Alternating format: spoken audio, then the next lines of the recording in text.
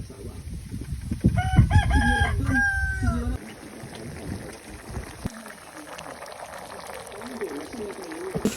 day, idols! For today's video, maggugulay naman tayo ng bunga ng malunggay. Ayan. Shoutout nga pala kay Ma'am Lee Bonski, yung may request ng bunga ng malunggay. Ayan. Lulutuin na natin, idols. First, syempre, tatanggalin muna natin yung kanyang balat.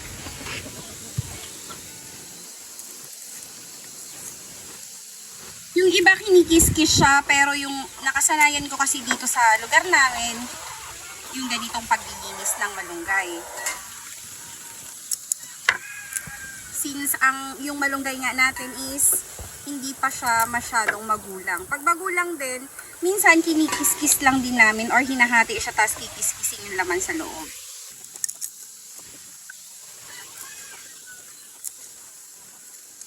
Hahaluan nga din natin ng kamote saka ng papaya yung ating gulay. Inabraw ang tawag nito sa amin, idol. So, kahit na anong klase ng gulay, lalo na yung mga native na gulay, pwede nating isama pagdating sa inabraw.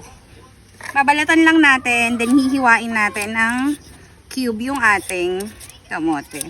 At shoutout nga pala sa aking mga followers, Joy Jankinay Versosa from UAE, Chris Bautista from UAE, Ate ko Rosalinda Villegas from Istanbul, Turkey, Raquel Rodriguez Babaran, Mayra Colas, Len Onyete Miguel, Merly Dorado, Juby Galia, Chris Sugi, CRC, Marilyn Galilaw, Tin Belo, Mama Joanne and Thea Diary, Angie Pasco, Lourdes Riganet, Crystal Jade Monteros, Rodrigo Arsolon, Just for Fun, and Bongjan Afalia Hernais. At big shout out sa may request nitong ating menu today, Ma'am Lay Bonski from Laguna. Na-miss ko kayo, idols. Naghiwa nga lang ako dito ng bawang, sibuyas at madami-daming kamatis, idols. Kaya nga nang lagi kong sinasabi, mas maraming kamatis, mas masarap, pero pag mataas ang acid mo, bawasan mo. Nag-init nga lang ako dito ng kawali, then naglagay ako ng mantika, ginisa ko na yung ating bawang at sibuyas.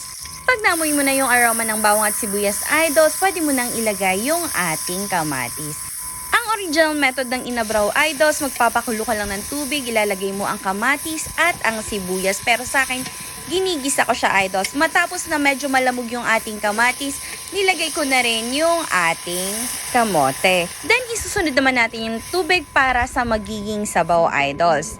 Hayaan lang natin siyang kumulo ng kumulo, idols, para lumambot yung kamote at kumalat yung lasa sa sabaw nung ginisa nating mga ingredients kanina. Pag medyo malambot na yung kamote, ilagay na natin yung ating bunga ng malunggay, idols. Pakukuluin natin siya or palalambutan natin siya for 5 to 7 minutes, then saka natin ilalagay yung papaya. Yung hiniwa-hiwa nating papaya kanina, idols, mabilis lang yun maluto, idols. 5 to 7 minutes lang din, okay na yan. Naglagay na rin ako ng bagoong pangpalasa. Bagoong na isda ang linagay ko. Nagdagdag na rin ako ng water kasi kinulang sa sabaw. Hayaan lang natin siyang kumulo ng kumulo. Isasabay na rin natin yung sahog nating inihaw ng isda, idols. Mas magiging malasa yung sabaw at yung ating gulay kung isasabay natin sa pagpapakulo ng papaya. Ikaw ba, idols, mahilig ka ba sa ganitong klase ng pagkain? Isa kasi ito sa mga comfort food ko, idols. At kung umabot ka sa dulo ng ating video, idols, paki-comment naman kung taga saan ka para naman ma-shoutout kita sa mga susunod na video. At eto na nga, idols.